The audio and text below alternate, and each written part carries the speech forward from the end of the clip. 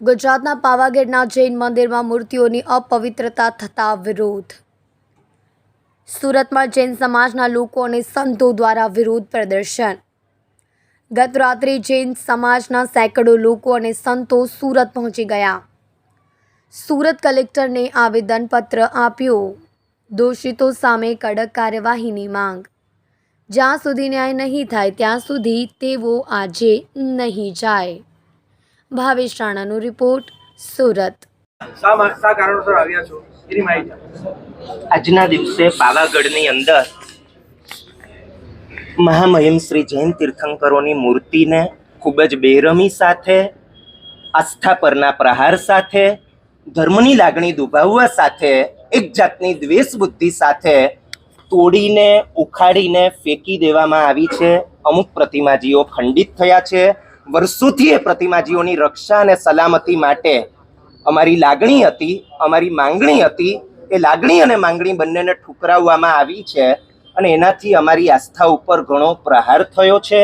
જે બન્યું એનો સખત આઘાત છે. આશ્વાસન અમારે જોઈતા નથી, અમારે હવે રિઝલ્ટ જોઈએ છે. કલેક્ટર કચેરી આપ કોને મળ્યા અને શું રજૂઆત કરવામાં આવી અને એમના તરફથી શું કહેવામાં આવ્યું? કલેક્ટર કચેરીએ આસિસ્ટન્ટ કલેક્ટર શ્રી વિજયભાઈ રબારી સદભાવનાપૂર્વક અમારી ભાવના, એમણે વેદના અભિવ્યક્તિ એ સાંભળી, એમણે અરજીપત્રક અમારું સ્વીકાર્યું છે. આશ્વાસન એમણે આપ્યું છે. બહુ વેદના સાથે મારે કહેવું પડ્યું છે કે મારે આશ્વાસન નથી જોઈતું, મારે રિઝલ્ટ જોઈએ છે.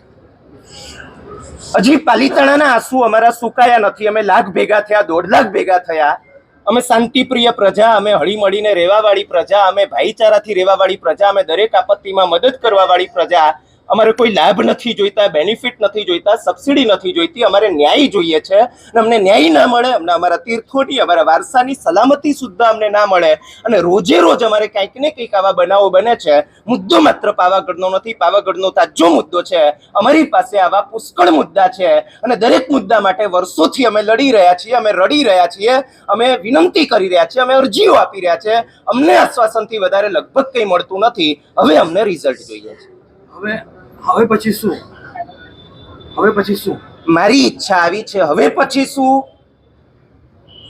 એ મને ખબર નથી, પણ હવે જો રિઝલ્ટ નથી આવતું ત્યાં સુધી મારે અહીંયાથી ખસવું નથી.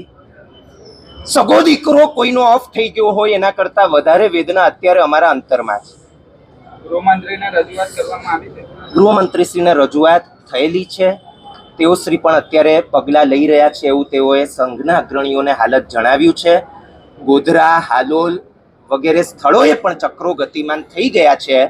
જલ્દીમાં જલ્દી અપરાધીને કડક સજા થશે અને એ જમીન એ જ તીર્થંકરોની પ્રતિષ્ઠા માટે જૈન સંઘને સુપ્રત કરવામાં આવશે એવું આશ્વાસન એમણે આપેલું છે.